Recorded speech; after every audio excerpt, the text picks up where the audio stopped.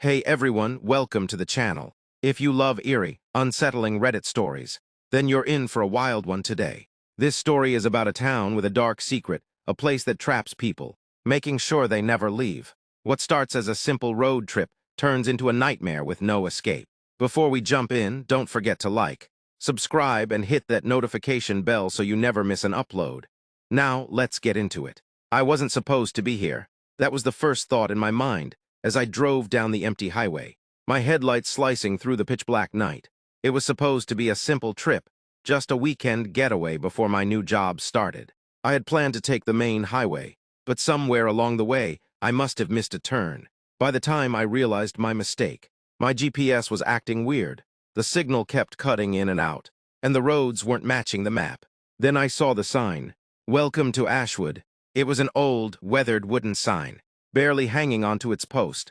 I had never heard of Ashwood before, but I figured it was just a small town along the way. I was low on gas, so stopping for a break didn't seem like the worst idea. That was my first mistake. Ashwood was strange. The first thing I noticed was the silence, even though it looked like a normal small town, quaint houses. A main street with a diner, a gas station, there was no noise. No cars, no people walking around, no distant hum of life. Just quiet. The gas station looked open, so I pulled in. A single dim light flickered above the pumps. I stepped out of my car and looked around. The street was lined with old-fashioned storefronts, the kind that hadn't been updated in decades. A diner, a barber shop, a hardware store, all looking like they belonged in the 1950s. I walked up to the gas station door and peered inside. Empty. No cashier, no customers. The place was stocked. The register was on, but there was nobody there. A chill ran down my spine. Something wasn't right. Then the bell above the door jingled. I spun around. A man stood behind the counter, appearing out of nowhere. I swear he wasn't there a second ago. He was in his 50s, wearing a faded uniform with a name tag that read Earl. His face was expressionless, his eyes dark and unreadable. "Can I help you?" His voice was flat, almost robotic. Yeah, just need to fill up my tank," I said, trying to shake off the unease creeping up my spine. Earl nodded slowly. "Pump 3. I hesitated. "You take card." He stared at me for a moment too long. "Cash only." Something about the way he said it made my stomach tighten. But I nodded and stepped outside. As I filled my tank, I noticed something else strange. There were no license plates on the other cars. Old trucks and sedans were parked along the street, but every single one was missing plates. That's when I realized I still hadn't seen another person. No pedestrians, no passing cars, no sound. Just me and Earl. The pump clicked, signaling my tank was full. I hurried back inside to pay, wanting to get the hell out of there. Earl was still standing in the exact same spot, unmoving. I placed a 20 on the counter. "Keep the change." He didn't blink, just tilted his head slightly and said, "You shouldn't be here." My blood ran cold. "What?" I asked, forcing a nervous chuckle. He didn't answer, just stared. Something about his gaze made my skin crawl, like he was waiting for something. I grabbed my keys and rushed out the door. As I reached my car, I noticed something that made my breath hitch. The "Welcome to Ashwood" sign. It was gone. The post was still there, but the sign itself had vanished. My hands trembled as I started the engine. I wasn't waiting around to find out what was going on. I pulled onto the road and pressed the gas. The town disappeared in my rearview mirror. I drove for miles. The road stretched endlessly ahead. Nothing but trees on either side. I checked my GPS, still no signal. I kept driving, 10 minutes, 20, 30. Then, the sign appeared again. "Welcome to Ashwood." My stomach lurched. I slammed on the brakes, my heart hammering in my chest. This wasn't possible. I turned the car around and sped back the way I came. The road stretched ahead, trees blurring past my window. I watched the mile markers, counted them, forced myself to focus. 10 minutes, 20, 30. Then, the sign appeared again. "Welcome to Ashwood." I felt sick. No matter how far I drove, I was back where I started. Trapped. I slammed the brakes, my car skidding to a stop in the middle of the deserted road. My hands clenched the steering wheel so hard my knuckles turned white. This wasn't possible. I had driven in a straight line. No turns, no detours. There was no way I had ended up back in Ashwood. And yet, the "Welcome to Ashwood" sign stood before me, just as old and weathered as before. My chest tightened as a terrible realization sank in. I was trapped. I forced myself to take a deep breath. Panic wouldn't help. I turned my car around and drove back the way I came, carefully marking the mile markers on the side of the road. I passed the same trees, the same landmarks, a twisted oak with a broken branch, a rusted-out truck abandoned on the side of the road. 15 minutes, 30 minutes, 40. Then, welcome to Ashwood. I nearly screamed. It didn't make sense. The road wasn't looping. I had driven straight out of town, but I had somehow ended up back here. I checked my phone, no signal. Something was wrong with this place, and I had no choice but to go back in. As I re-entered Ashwood, the town seemed different. Before, it had been silent, eerily still, like an abandoned movie set. But now the streets weren't empty. People were outside. Men and women strolled along the sidewalks, chatting with each other, carrying grocery bags, walking dogs. Like it was a perfectly normal small town. Except something about them felt off. Their movements were too slow, too deliberate. Their smiles were too forced. And their eyes followed me. I gripped the steering wheel tighter, forcing myself not to make eye contact as I drove through town. I needed answers. I pulled up to the diner on Main Street. If anyone had information, it would be the people working there. As I stepped inside, the smell of coffee and bacon filled the air. The place looked like it had been frozen in time, a classic 1950 S-style diner, complete with checkered floors and red leather booths. A waitress in a blue uniform stood behind the counter, wiping a glass. Her name tag read Marge. She looked up and smiled, but her eyes didn't smile. "Welcome to Ashwood," she said, her voice a little too cheerful. I hesitated. Thanks, can I ask you something?" "Of course, hun," she said, still smiling. "How do I get out of here?" The diner fell silent. The customers who had been chatting moments ago stopped talking. They turned all at once and stared at me. A cold chill ran down my spine. Marge's smile never faltered. "Why would you want to leave?" I swallowed hard. I just took a wrong turn. I need to get back on the main highway." Her expression didn't change. "There is no highway, hun, just Ashwood." My heart pounded. I turned to the other customers, desperate for answers. Does anyone know how to get out of town? Nobody moved. Nobody spoke. They just watched me. Then a man in the corner booth finally spoke. "You don't leave Ashwood." His voice was low, almost a whisper, but the entire diner heard it. "Excuse me?" I asked, my voice shaky. "You don't leave," he repeated, his hands trembling around his coffee cup. "Once you're here, you stay." I felt my stomach drop. This had to be a joke, a prank, some weird small-town hazing ritual. But deep down, I knew it wasn't, because the way they were looking at me, like they had all been through this before, and none of them had ever made it out. A heavy silence filled the diner.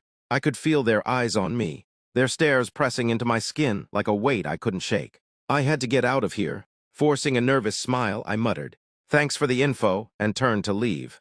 Marge's voice stopped me. "You should sit down, hun." I hesitated. I really should be going. She shook her head, her smile never fading. "It's best if you stay a while, get comfortable." Something about the way she said it made my stomach twist. Then the man in the corner booth spoke again. "If you really want to leave, you should talk to Harold." I turned back. "Who's Harold?" The man's fingers twitched against his coffee cup. "He's the only one who ever tried to escape." A murmur ran through the diner. The other customers looked uncomfortable, shifting in their seats. Marge's smile stiffened. "Harold isn't well." The man ignored her. "He lives on the edge of town. The old house past the gas station." Marge set her glass down hard on the counter. "That's enough, Walter." Walter lowered his gaze, but he didn't take back his words. I didn't wait for an argument. I turned and walked out of the diner, my pulse hammering in my ears. If Harold had tried to escape, maybe he knew something I didn't, and I was willing to take any chance I could. I found the house easily. It was an old, weathered building, set far back from the main road. The windows were boarded up, and the front yard was overgrown with weeds. Something about the place sent a shiver down my spine. I stepped onto the porch and knocked. No answer. I knocked again, harder this time. The door creaked open. A frail, gaunt man stood in the doorway, his eyes sunken, his face hollow. His gray hair hung in uneven tufts, and his hands shook as he gripped the doorframe. "You shouldn't have come here," he rasped. "Are you Harold?" I asked. His eyes darted behind me, scanning the street as if checking for something.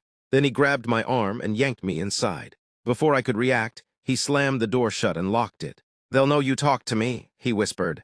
"Who?" I asked, my heart pounding. Harold's fingers twitched. "The town. They're watching, they always watch. I swallowed hard. I need to get out of here. You tried to escape, didn't you?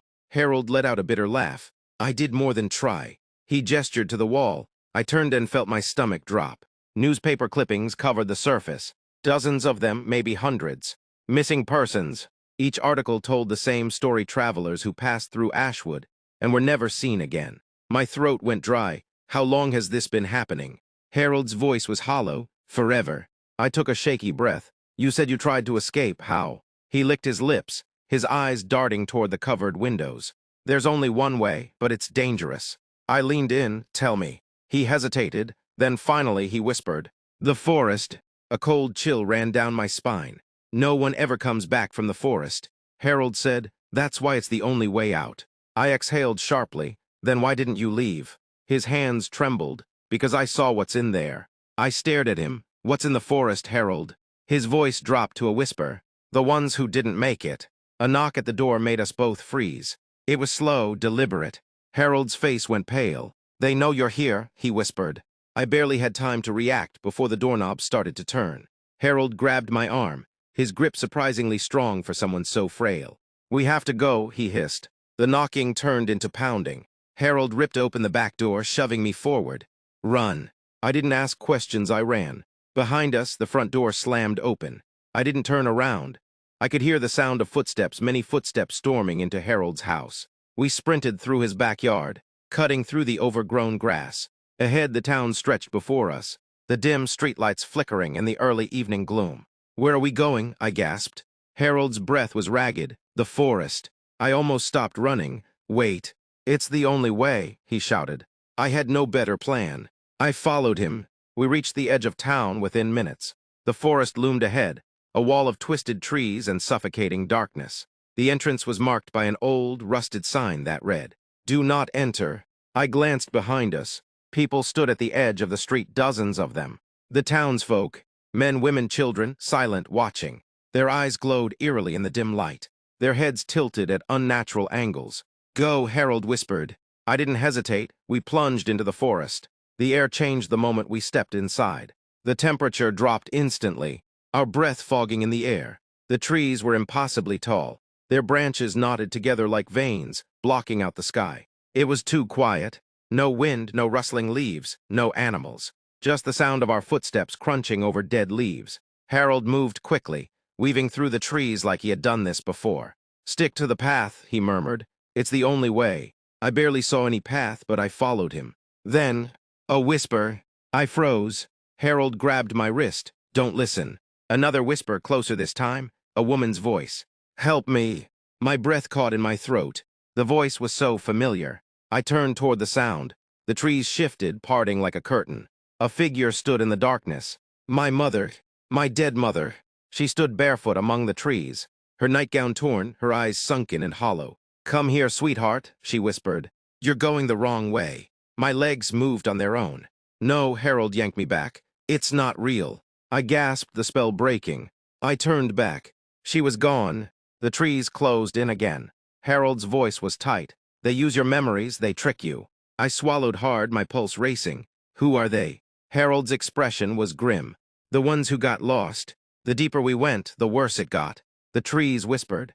The shadows moved, shapes darted between the trunk stall. Lanky figures that weren't quite human. I tried not to look at them.